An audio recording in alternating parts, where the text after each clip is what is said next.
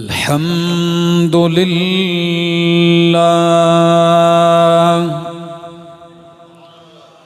الحمد لله رب العالمين والعاقبة للمتقين والصلاة والسلام على أشرف الأنبياء وإمام المرسلين وعلى آله وأصحابه وأهل بيته أجمعين أما بعد فأعوذ بالله من الشيطان الرجيم بسم الله الرحمن الرحيم قل اللهم مالك الملك تؤتي الملك من تشاء وتنزع الملك ممن تشاء وتعز من تشاء وتذل من تشاء بيدك الخير إنك على كل شيء قدير تولج الليل في النهار وتولج النهار في الليل وتخرج الحي من الميت وتخرج الميت من الحي وترزق من تشاء بغير حساب سبحان ربك رب العزة عما يصفون وسلام على المرسلين والحمد لله رب العالمين.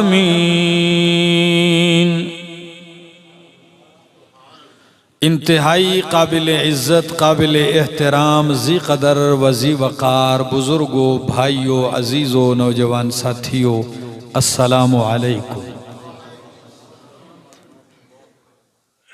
کئی جمعوں کے تعطل کے بعد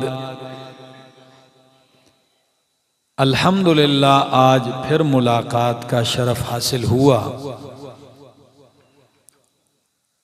حرمین کا سفر 3 جمعے تو وہ تھے اور چوتھا ہفتہ جو تھا وہ صوبہ بلوچستان کا تھا. پنجگور، ناہر، راہ نگور، تربت، گوادر، تو ان علاقوں کا تھا.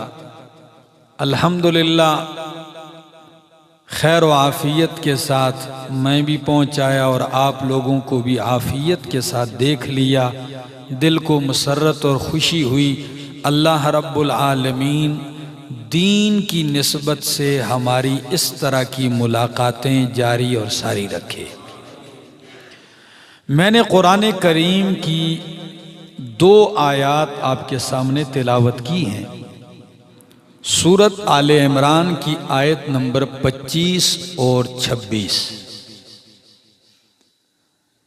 ان 2 آیتوں کے اوپر اختصار کے ساتھ گفتگو کروں گا. اگر آپ اپنے دل کو قرآنی بارش کے لیے اور موتیوں کے لیے برتن بنا دیں تو انشاءاللہ قرآنی موتی آپ کے دل و دماغ میں اتر کر آپ کے دل و دماغ کو روشن کر دیں گے. ان 2 آیتوں کے اندر اللہ رب العزت کی 12 صفات الوہیت اللہ نے بیان کی ہے. بہت عظمت والی آیات ہیں.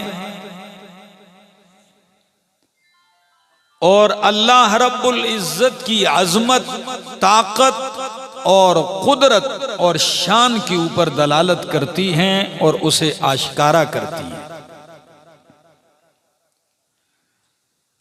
لفظی ترجمہ کرتا ہوں، پھر آغاز کرتا ہوں اپنی بات کا۔ فرمایا قُلِ اللَّهُمَّ مَالِكَ الْمُلْكِ، قل میرا پیغمبر کہہ دیجئے اللہم اے اللہ، مالک الملک سارے ملک کے مالک، مالک الملک ساری سلطنت کے مالک، مالک الملک ساری بادشاہت کے مالک، تُؤْتِي الْمُلْكَ مَنْ تَشَاءُ، تو دیتا ہے، عطا کرتا ہے بادشاہی جسے چاہتا ہے، وَتَنْزِعُ الْمُلْكَ مِمَّنْ تَشَاءُ، اور تو چھین لیتا ہے بادشاہی جس سے چاہتا ہے، وَتُعِزُّ مَن تَشَاءُ، اور تو عزت سے نوازتا ہے، عزت عطا کرتا ہے، من تشاء جسے تو چاہتا ہے، وَتُذِلُّ مَن تَشَاءُ، اور جسے چاہتا ہے ذلیل کر دیتا ہے، ذلت میں مبتلا کر دیتا ہے۔ بِيَدِكَ الْخَيْرِ، ساری خیر بلائی اللہ تیرے ہاتھ میں ہے، إِنَّكَ عَلَى كُلِّ شَيْءٍ قَدِيرٌ، بے شک تو ہی اللہ ہر چیز پر قادر ہے، قدرت رکھنے والا ہے۔ تولج اللیل فی النہار، تو داخل کرتا ہے رات کو دن میں، وَتُولِجُ النَّهَارَ فِي اللَّيْلِ، اور تو داخل کرتا ہے دن کو رات میں، وَتُخْرِجُ الْحَيَّ مِنَ الْمَيِّتِ، اور تو نکالتا ہے زندے کو من المیت مردے سے، وَتُخْرِجُ الْمَيِّتَ مِنَ الْحَيِّ، اور تو نکالتا ہے مردے کو زندہ سے، وَتَرْزُقُ مَن تَشَاءُ بِغَيْرِ حِسَابٍ، اور تو رزق دیتا ہے جس کو چاہتا ہے بغیر حساب، بے حساب، انگنت، بے شمار۔ کتنی شان ہے اللہ کی۔ قُلِ اللَّهُمَّ مَالِكَ الْمُلْكِ، یہ سورت آل عمران کی تقریباً 96 آیات جو ہیں، یہ پتہ ہے کس پس منظر میں اتری ہیں؟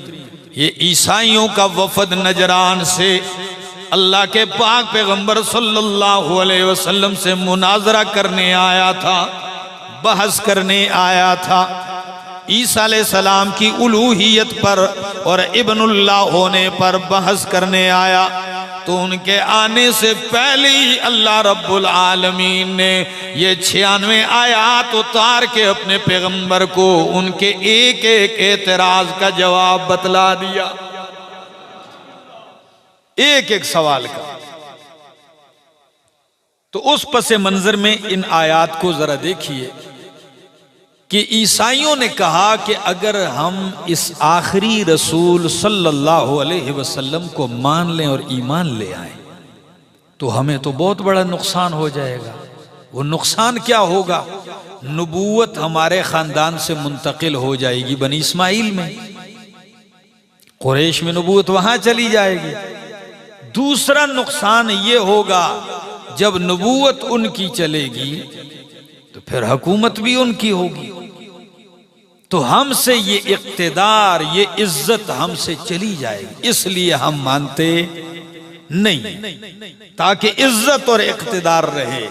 اللہ رب العزت نے ان آیات کو اتار کے فرمایا میرا پیغمبر کھل کے اعلان کر دیجئے کہ سلطنتوں اور بادشاہتوں کا مالک کون ہے؟ وہ جسے چاہتا ہے نواز دیتا ہے اور جس سے چاہتا ہے چھین لیتا ہے. نبوت جسے چاہتا ہے دے دیتا ہے. یہ تمہاری مرضی پر منحصر کہ تم نہیں چاہو گے تو وہ نبی نہیں بنے گا. تمہارے چاہنے سے تھوڑے ہی نبی بنتے ہیں، نبی رب کے بنانے سے بنتے ہیں. اللہ اکبر. مفسرین کرام نے ایک اور بات بھی لکھی ہے یہاں اس کے نزول میں. ایک تو یہ پس منظر میں نے ذکر کیا، ایک دوسرا بھی دیکھ لیجئے. غزوہ خندق کے موقع پر جب خندق کی کھدائی جاری ہے تو بے سر و سامانی کا عالم ہے. دنیا کی ساری فوجیں مدینہ پر ٹوٹ پڑنے کے لیے تیار ہیں. سلمان فارسی رضی اللہ تعالیٰ عنہ کے مشورے سے خندق کھودی جا رہی ہے مدینہ کے باہر، تاکہ دشمن ایک دم اندر نہ آ سکے. اس کھدائی کے دوران ایک اتنا بھاری پتھر آ گیا کہ وہ ٹوٹتا نہیں ہے. نہ اٹھانے سے اٹھتا ہے، نہ ٹوٹنے سے، نہ توڑنے سے ٹوٹتا ہے.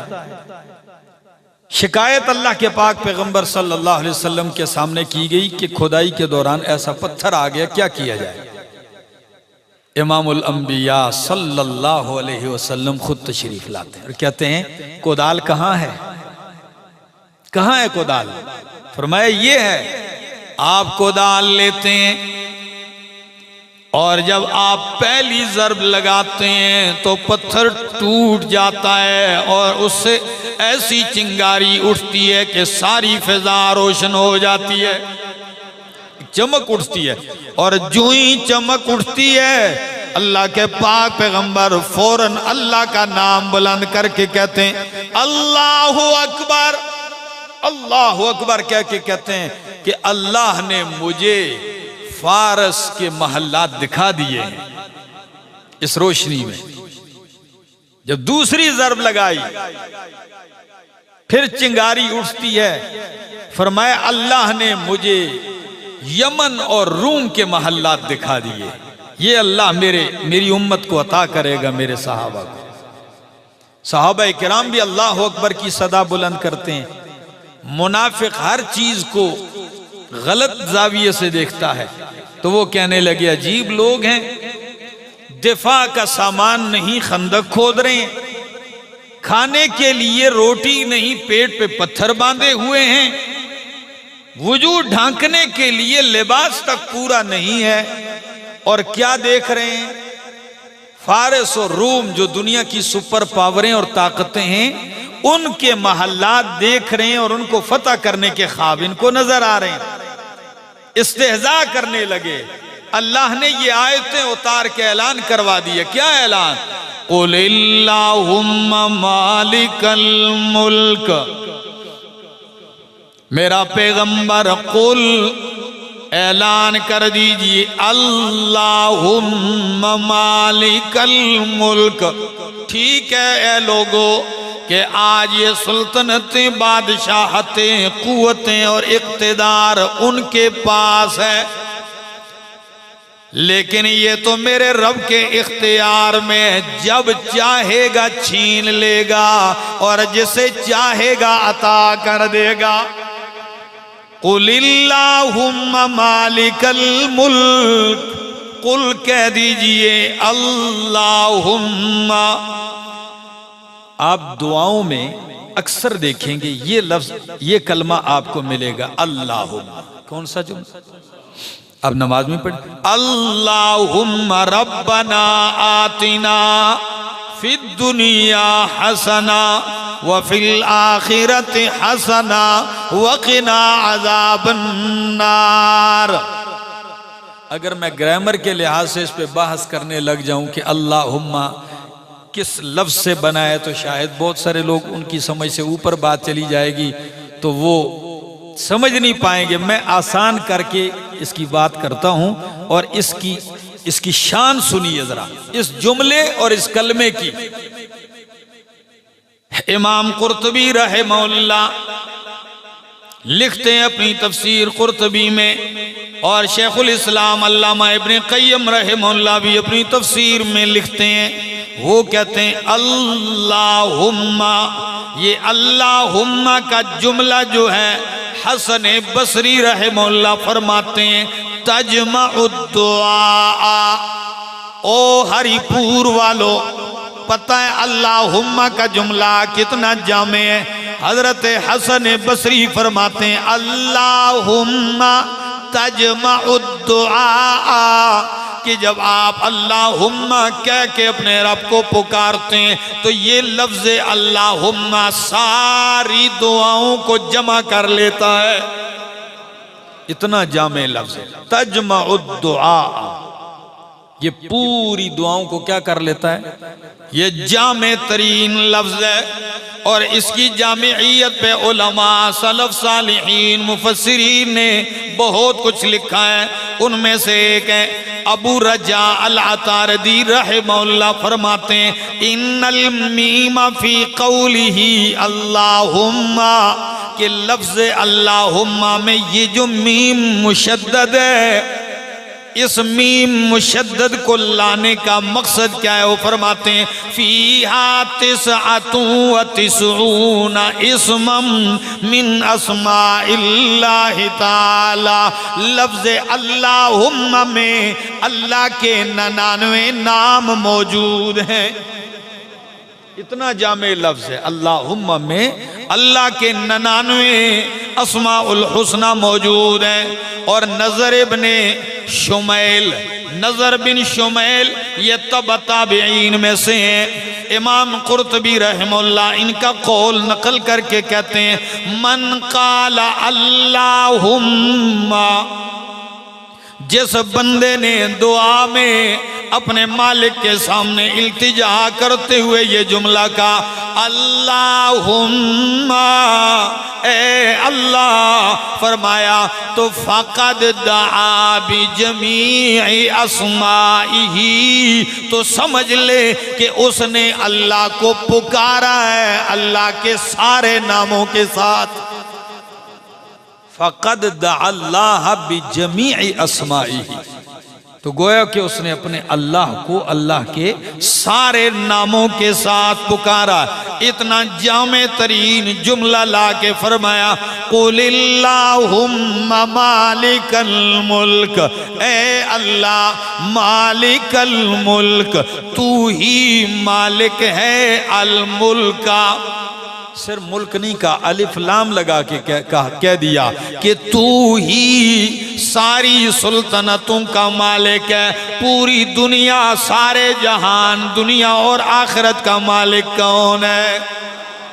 قُلِ اللہم مالک الملک، آپ کہیں گے ملک تو دنیا میں بڑے ہیں لیکن ان سارے ملکوں کا حقیقی مالک کون ہے؟ مالک الملک، اے سلطنتوں کے بادشاہ، اے مالک ملکوں کے بادشاہ، تُؤْتِي الْمُلْكَ مَن تَشَاءُ، جب تو بادشاہ ہے تو تو جسے چاہتا ہے ملک دیتا ہے، سلطنت دیتا ہے، بادشاہت دیتا ہے۔ علامہ عبد الماجد دریابادی رحمہ اللہ بڑا پیارا جملہ لکھتے ہیں، قربان جاؤں کتنا خوبصورت جملہ ہے۔ علامہ نیلوی شاہ صاحب رحمہ اللہ بھی انہی سے نقل کرتے ہیں۔ وہ فرماتے ہیں کہ پرانے دور سے ایک غلط عقیدہ چلا آ رہا ہے، اور وہ غلط عقیدہ یہ چلا آ رہا ہے کہ لوگوں کا نظریہ تھا کہ حاکم جو بادشاہ ہوتا ہے ملک کا، یہ اللہ کا مظہر ہوتا ہے، یعنی پورا الہ نہ بھی ہو تو یہ الہ آدھا الہ ہوتا ہے، نعوذ باللہ۔ اور یہی وجہ ہے کہ مصر کے فرعونوں کو لوگ کیا کرتے تھے؟ الہ سمجھ کے پوجا کرتے تھے۔ اور ہندوستان میں بھی راجے اور مہاراجے ان کو بھی اوتار سمجھا جاتا تھا۔ جاپان کے اندر بھی آج تک ان کے ایک حاکم اور بادشاہ کو ایسے ہی اوتار اور ایک الہ کے نظریے سے دیکھا جا رہا ہے۔ تو اللہ نے اس آیت میں سارے غلط عقیدوں پہ رد کر دیا کہ یہ بادشاہتیں، یہ حکومتیں، یہ اقتدار یہ بھی میری باقی نعمتوں کی طرح ایک نعمت ہے، میں جسے چاہتا ہوں دے دیتا ہوں، جس سے چاہتا ہوں۔ یہ الوہیت کی صفت نہیں ہے کوئی بادشاہ دنیا میں بن جائے۔ مالک حقیقی کون ہے؟ قُلِ اللَّهُمَّ مَالِكَ الْمُلْكِ، کہہ دیجئے اے بادشاہ سلطنتوں کے مالک، تُعْتِي الْمُلْكَ مَنْ تَشَاءُ، تو جسے چاہتا ہے سلطنت بادشاہت دیتا ہے، وَتَنْزِعُ الْمُلْكَ مِمَّنْ تَشَاءُ، اور جس سے تو چاہتا ہے بادشاہت چھین لیتا ہے۔ سارا کچھ ہوتے ہوئے چھین کے بھی بتا دیتا ہے، کبھی بادشاہت پہ رکھ کے جوتے مروا دیتا ہے۔ تُعْتِي الْمُلْكَ مَنْ تَشَاءُ وَتَنْزِعُ الْمُلْكَ مِمَّنْ تَشَاءُ، اور تو جس سے چاہتا ہے بادشاہت چھین لیتا ہے۔ یہ میرے سامنے اللہ کا قرآن ہے اور سورت کا نام سورت مائدہ ہے، اور اس کی آیت نمبر 17 ہے۔ قرآن پڑھنے لگا ہوں، اللہ کا قرآن کہتا ہے وَلِلَّهِ مُلْكُ السَّمَاوَاتِ وَالْأَرْضِ وَمَا بَيْنَهُمَا، وَلِلَّهِ مُلْكُ السَّمَاوَاتِ، جار مجرور کی تقدیم یہ حصر اور تخصیص کو پیدا کرتی ہے۔ فرمایا لِلَّهِ مُلْكُ السَّمَاوَاتِ وَالْأَرْضِ، خاص اللہ ہی کے لیے ہے بادشاہت آسمان و زمین کی، وَمَا بَيْنَهُمَا، اور جو آسمان و زمین کے بیچ میں درمیان میں ان ساری چیزوں کا بادشاہ کون ہے؟ مالک و مختار کون ہے؟ اللہ ہے۔ یخلق ما یشاء، وہ پیدا کرتا ہے جو چاہتا ہے۔ واللہ علی کل شیء قدیر، اور اللہ ہر چیز پر قدرت رکھنے والا ہے۔ تُؤْتِي الْمُلْكَ مَنْ تَشَاءُ وَتَنْزِعُ الْمُلْكَ مِمَّنْ تَشَاءُ، اور جس سے چاہتا ہے تو بادشاہت چھین لیتا ہے۔ روم کو، فارس کو قیصر و کسریٰ بادشاہ تھے، ان کو رب نے نوازا بھی۔ بڑے زمانے پر ان کا اقتدار تھا، انہی کا ڈنکا بجتا تھا۔ کسی کے تصور میں بھی نہیں تھا کہ قیصر و کسریٰ بھی کبھی شکست کھا جائیں گے، لیکن جب رب لینے پہ آیا، چھیننے پہ آیا، تو اللہ رب العالمین نے مکہ کے اور عرب کے میرے محمد کے درویش صحابہ سے چھین کے دکھا دیا، ان کے ذریعے فتح کر کے دکھا دیا کیسے چھینا جاتا ہے۔ جب ایران فتح ہوا تو ایک ایسا عجیب و غریب قسم کا قالین مسلمانوں کے ہاتھ لگا، اور علامہ شبلی نعمانی رحمہ اللہ اپنی کتاب الفاروق میں اس قالین کا، اس کارپٹ کا نام لکھتے ہیں کہ اس کا نام بھی اس کا نام بہار تھا۔ کیا نام تھا؟ فارسی لوگ تھے، اور آج تک آپ دیکھتے ہیں ایرانی قالین آج بھی بڑی قیمت رکھتے ہیں۔ تو انہوں نے قالین بنایا تھا، اور وہ قالین بہار اس کو کیوں کہتے تھے؟ اس کی بناوٹ ایسی تھی، جب ایرانی بادشاہ صحرا میں چلا جاتا اور موسم خزاں میں، تو خزاں کے موسم میں جب اس قالین کو بچھا دیتے، حد نگاہ تک وہ بچ جاتا، اور دور دور تک یوں لگتا تھا کہ خزاں نہیں بہار کا موسم ہے۔ قالین کا نام بہار رکھا۔ جب وہ فتح ہوا، مال غنیمت میں اللہ نے وہ مومنوں کے ہاتھ لگایا۔ مدینہ جب وہ قالین پہنچتا ہے، اہل ایمان دیکھتے ہیں، دھنگ رہ جاتے ہیں، یہ قالین بنا ہے کہ خزاں میں بہار بنا دے، بچھاؤ تو۔ جب یہ قالین آیا تو اب مشورہ لیا جا رہا ہے کیا کیا جائے اس قالین کا، ہے تو مال غنیمت میں، اس کا کریں کیا؟ کچھ نے کہا جی اس کو یوں ہی رکھتے ہیں، یہ مملکت کا ہو، یہ ایسے ہو۔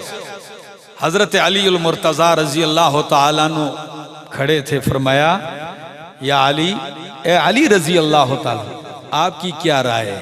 حضرت علی رضی اللہ تعالیٰ عنہ فرماتے ہیں امیر المومنین حضرت عمر سے کہتے ہیں کہ امیر المومنین میری رائے ہے اس کو اس طرح سالم نہ چھوڑا جائے کہ ان کی شان و شوکت سے لوگ متاثر ہوں، ان کو کاٹ کاٹ کے مجاہدین میں اس کے حصے تقسیم کر دیے جائیں، جس کا جتنا حصہ بنتا ہے قالین میں سے وہ کاٹ کاٹ کے ان کو دے دیا جائے۔ تو کس کے تصور میں تھا؟ لیکن جب رب چھیننے پہ آیا تو رب نے ایسے چھین کے بتا دیا تُؤْتِي الْمُلْكَ مَن تَشَاءُ وَتَنزِعُ الْمُلْكَ مِمَّن تَشَاءُ، جسے چاہتا ہے بادشاہت دیتا ہے، ملک دیتا ہے، جسے چاہتا ہے چھین لیتا ہے۔ وَتُعِزُّ مَن تَشَاءُ، جسے چاہتا ہے عزت دیتا ہے۔ وَتُذِلُّ مَن تَشَاءُ، اور جسے تو چاہتا ہے ذلت میں مبتلا کر دیتا ہے، ذلیل خوار کر دیتا ہے، رسوا کر دیتا ہے۔ تو آیت کیا بتلا رہی ہے؟ ایک تو آیت بتلا رہی ہے کہ مشیت کس کی پوری ہوتی ہے؟ چاہنے والا کون ہے اور اسی کی چاہت پوری ہوتی ہے۔ دوسری آیت کیا بتلاتی ہے کہ سب کے اندر تصرف کس کا چلتا ہے؟ اللہ کا تصرف چلتا ہے۔ اور آیت بتلا رہی ہے کہ یہ اقتدار، حکومتیں، لینا دینا کس کے اختیار میں ہے؟ اللہ کے اختیار میں ہے۔ اور اللہ یہ بھی بتلانا چاہتے ہیں کہ عزت دار وہ ہے جسے میں عزت دوں، وہ عزت دار ہے، اسے کوئی ذلیل نہیں کر سکتا، اور جسے میں ذلیل کر دوں اسے کوئی عزت نہیں دے سکتا۔ بادشاہ نے امام مالک رحمہ اللہ کو گرفتار کیا، فتویٰ بدلو۔ کیا بدلو؟ فتویٰ بدلو۔ مدینہ کے امام ہیں۔ جب میں جنت البقیع گیا ان دنوں میں عمرہ کے دوران، تو میں نے بقیع کے قبرستان میں، کیونکہ ہمیں تو اندازہ نہیں لگ رہا، وہاں قبروں پہ لکھا ہوا تو کچھ نہیں ہوتا، تو وہاں کا ایک شخص میرے ساتھ تھا نماز فجر کے بعد، تو وہ لے کر گیا، بتانے لگا یہ امام مدینہ امام مالک رحمہ اللہ کی قبر ہے، یہ حضرت عثمان رضی اللہ تعالیٰ عنہ کی قبر ہے۔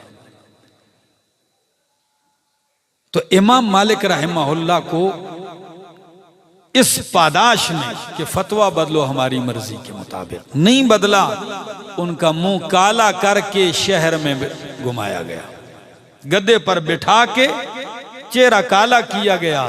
تو بادشاہ تو سمجھ رہا تھا کہ میں ذلیل کر رہا ہوں، لیکن رب کعبہ کی قسم، رب نے اس حال میں بھی ان کو عزت کے تاج پہنا دی۔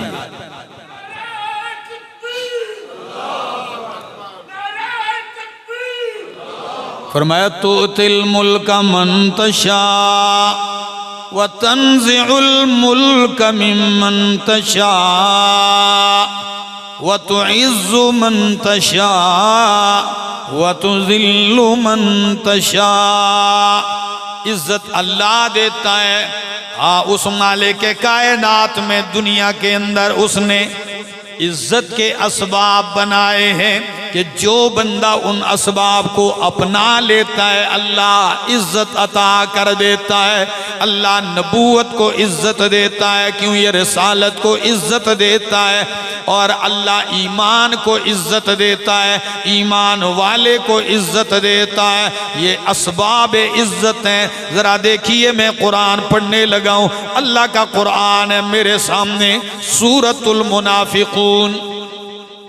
اللہ سورہ منافقون کے اندر اللہ رب العزت کیا فرماتے ہیں؟ وَلِلَّهِ الْعِزَّةُ وَلِرَسُولِهِ وَلِلْمُؤْمِنِينَ۔ وَلِلَّهِ الْعِزَّةُ، آیت نمبر 8، وَلِلَّهِ الْعِزَّةُ، اللہ ہی کے لیے عزت ہے، یعنی اللہ ہی کے قبضہ قدرت میں ہے، اور اللہ جسے دیتا ہے تو ان کو عزت دار، وہی عزت دار ہوتے ہیں۔ تو للہ العزت ولرسولہ وللمؤمنین، اللہ کے ہاں مومنین کیا ہے؟ عزت دار ہیں اللہ کے ہاں، اللہ کا رسول ساری کائنات سے بڑھ کر عزت والا ہے، اور اللہ جسے چاہتا ہے ذلیل کر دیتا ہے۔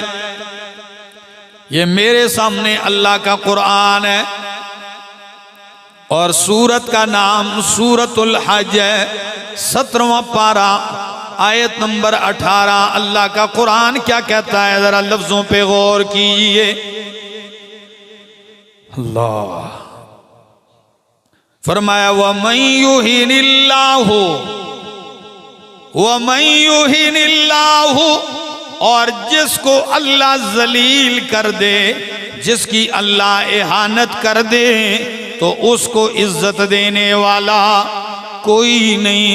وَمَن يُهِنِ اللَّهُ فَمَا لَهُ مِن مُكْرِمٍ، جسے اللہ ذلیل اور رسوا کر دے، فَمَا لَهُ مِن مُكْرِمٍ، تو اس کو کوئی اکرام عزت دینے والا نہیں ہے۔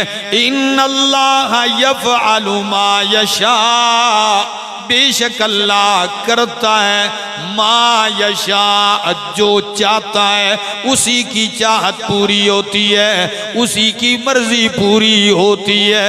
ہاں وہ نہ چاہے، ساری دنیا چاہ کے بھی کچھ کر نہیں سکتی، اور جب وہ چاہے پوری دنیا نہ چاہے پھر بھی ہو جاتا ہے۔ مثلا اللہ کا قرآن 29واں پارہ، سورت کا نام سورت دہر ہے، آیت نمبر 30 ہے۔ اللہ کا قرآن کہتا ہے وَمَا تَشَاءُونَ إِلَّا أَن يَشَاءَ اللَّهُ، وَمَا تَشَاءُونَ إِلَّا أَن يَشَاءَ اللَّهُ، اور تم نہیں چاہو گے، نہیں چاہ سکتے، إِلَّا أَن يَشَاءَ اللَّهُ، مگر یہ کہ کون چاہے، اللہ ہی چاہے۔ اللہ اکبر۔ فرمایا وَتُعِزُّ مَن تَشَاءُ وَتُذِلُّ مَن تَشَاءُ، جسے چاہے تو ذلیل کر دیتا ہے۔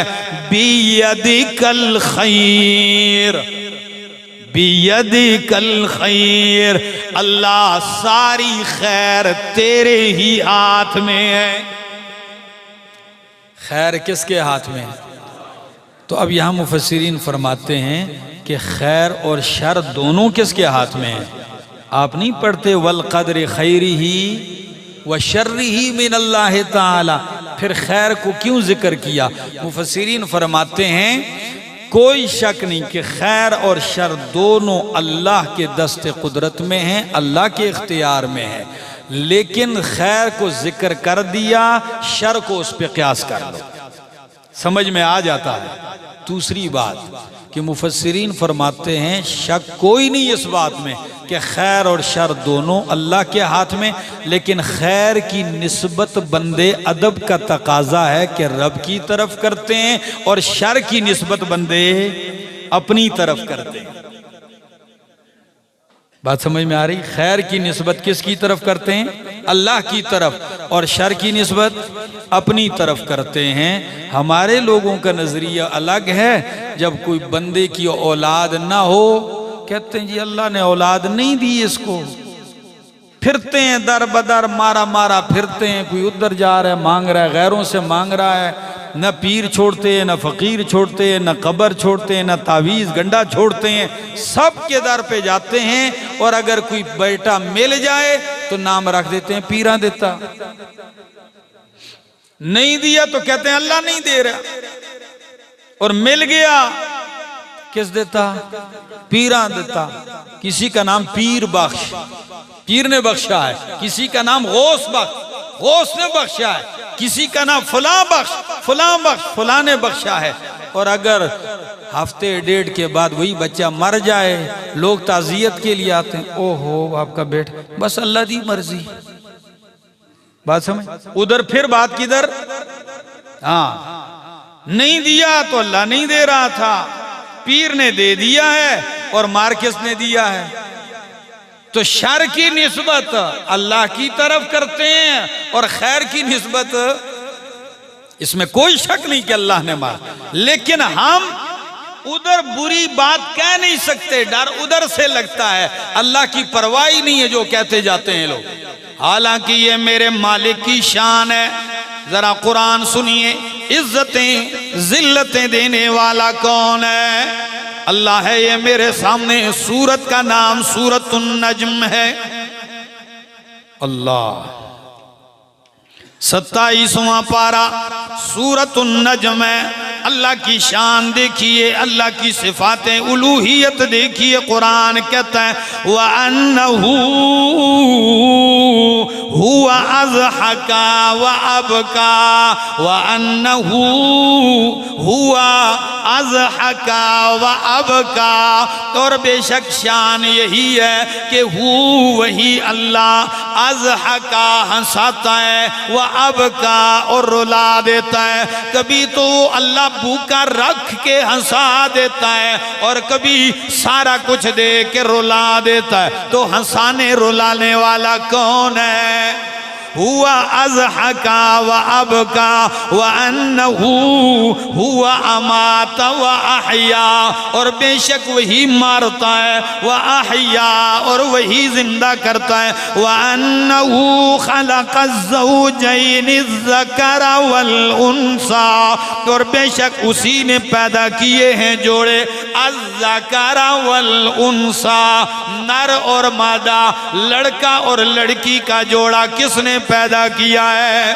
کیونکہ وہ جسے چاہتا ہے لڑکے دیتا ہے، جسے چاہتا ہے لڑکیاں دیتا ہے۔ یہ میرے رب کا اختیار ہے۔ قرآن کہتا ہے یَهَبُ لِمَن يَشَاءُ إِنَاثًا وَيَهَبُ لِمَن يَشَاءُ الذُّكُورَ أَوْ يُزَوِّجُهُمْ ذُكْرَانًا وَإِنَاثًا وَيَجْعَلُ مَن يَشَاءُ عَقِيمًا، جسے چاہتا ہے بیٹیاں دیتا ہے، جسے چاہتا ہے بیٹے دیتا ہے، جسے چاہتا ہے دونوں دے دیتا ہے۔ وَيَجْعَلُ مَن يَشَاءُ عَقِيمًا، اور جسے چاہتا ہے بانچ کر دیتا ہے، وہ نہ دے تو کوئی دے سکتا۔ اللہ یہ وہی دیتا ہے۔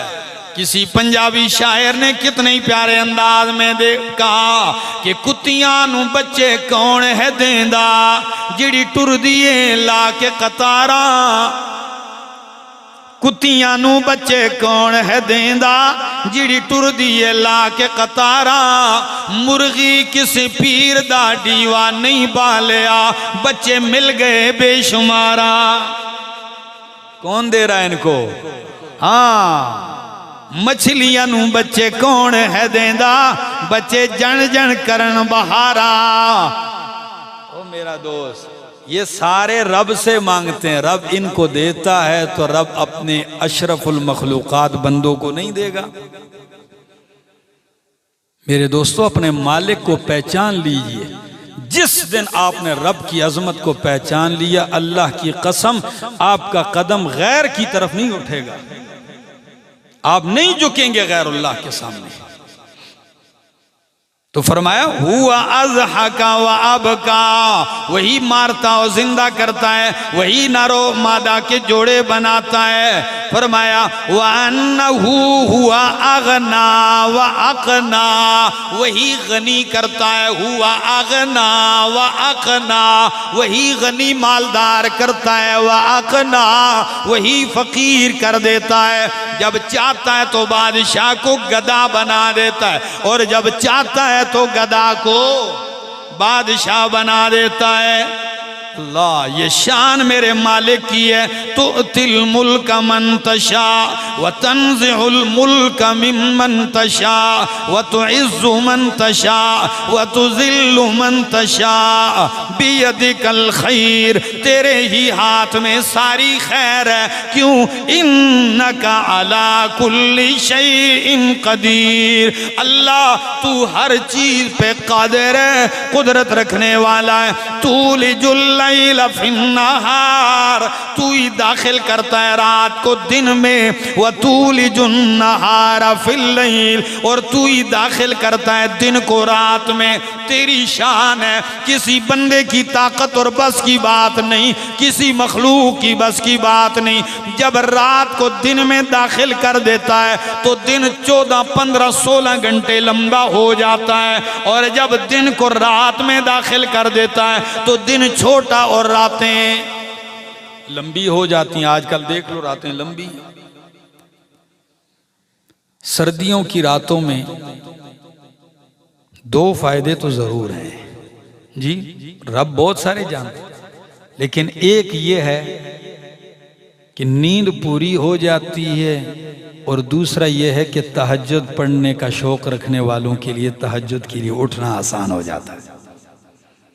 اگر کوئی بندہ اپنے آپ کو عادی بنانا چاہے تو اس موسم میں وہ عادی بن جاتا ہے، نیند پوری ہوتی ہے، پڑھنے لگتا ہے تو آہستہ آہستہ روٹین بن جاتی ہے، پھر گرمیوں میں بھی اس کے لیے کوئی مشکل نہیں ہوتی۔ تو تولج اللیل فی النہار وتولج النہار فی اللیل وتخرج الحی من المیت، اور تو ہی نکالتا ہے زندہ کو مردہ سے، زندہ کو مردہ سے نکالتا ہے اللہ۔ انڈا مردہ ہے، اس سے زندہ چوزہ نکال دیتا ہے۔ زمین مردہ ہے، اس سے جاندار میوے پھل درخت اگا دیتا ہے، فصلیں پیدا کر دیتا ہے اللہ۔ تخرج الحی من المیت، پانی کا قطرہ مردہ ہے، اس سے زندہ انسان پیدا کر دیتا ہے۔ تخرج الحی، تو نکالتا ہے زندے کو مردہ سے، وتخرج المیت من الحی، اور تو ہی نکالتا ہے مردے کو زندہ سے۔ جاہل سے عالم کو پیدا کرنے والا، عالم سے جاہل کو پیدا کرنے والا، مومن سے کافر کو پیدا کرنے والا، اور کافر سے مومن کو پیدا کرنے والا اللہ ہے۔ نوح علیہ السلام پیغمبر ہیں، بیٹا کیا ہے؟ کنعان کافر ہے۔ آزر بت فروش ہے، بت پرست ہے، بت تراش ہے، اور بیٹا اللہ کا خلیل ہے۔ فرمایا تخرج الحی من المیت وتخرج المیت من الحی وترزق من تشاء بغیر حساب، اور تو رزق دیتا ہے، روزی دیتا ہے جسے چاہے بغیر حساب، بے حساب۔ یہ بغیر حساب کے کچھ مطلب ہیں، وہ ذرا سمجھنے کی کوشش کیجئے۔ پہلا مطلب، تو جسے چاہتا ہے روزی دے دیتا ہے بغیر حساب، یعنی عطا بھی کر دیتا ہے، نواز بھی دیتا ہے، اور کل حساب بھی نہیں لے گا۔ روزی دے بھی دی ہے وافر، اور کل حساب بھی نہیں لے گا۔ حضرت سلیمان علیہ السلام کو کتنا نوازا، اور کل جنت میں بغیر حساب کے کیا کریں گے؟ جائیں گے، کیونکہ اللہ کے نبی ہیں۔ تو ایک مطلب تو دیتا بھی ہے اور حساب نہ لے، تیری مرضی ہے، بغیر حساب کے۔ اور دوسرا مطلب وَتَرْزُقُ مَن تَشَاءُ بِغَيْرِ حِسَاب، تو دیتا ہے روزی جسے چاہتا ہے بغیر شمار کے، کس کے؟ بے حساب، یعنی گننے میں نہیں آتا اس کا مال، بے حساب دے دیتا ہے۔ اور قرآن کہتا بھی ہے وَإِن تَعُدُّوا نِعْمَةَ اللَّهِ لَا تُحْصُوهَا، اگر تم اللہ کی نعمتوں کو شمار کرنا چاہو تو ان کا احاطہ، تو یہ بے شمار انگنت ہوئے کہ نہ ہوئے؟ دو مطلب۔ تیسرا مطلب بھی سمجھ لیجئے، وَتَرْزُقُ مَن تَشَاءُ بِغَيْرِ حِسَاب، کہ تو روزی دیتا ہے اپنے بندوں کو ان کے اعمال کے حساب سے نہیں دیتا، ان کے اعمال کے حساب سے کہ جتنے وہ اعمال کرتے ہیں اتنی روزی دیتا ہے، نہیں، بغیر حساب، عمل کچھ بھی نہیں کر رہا، رب روزی پھر بھی نہیں بند کر رہا، رب پھر بھی دے رہا ہے۔ اللہ وَتَرْزُقُ مَن تَشَاءُ بِغَيْرِ حِسَاب، تو آیت بتلا رہی ہے جیسے بھی دیتا ہے، دینے والا کون ہے؟ اللہ ہے، اسی سے روزی مانگو، اسی کے سامنے التجائیں کرو۔ آیت کا ترجمہ اور تفسیر پڑھی، آیت کی فضیلت بھی ذرا سن لیجئے۔ حضرت معاذ بن جبل رضی اللہ تعالیٰ عنہ جمعہ کی نماز کے لیے نہیں آ سکے، نبی پاک صلی اللہ علیہ وسلم نے پوچھ لیا، معاذ حاضر نہیں تھے آپ؟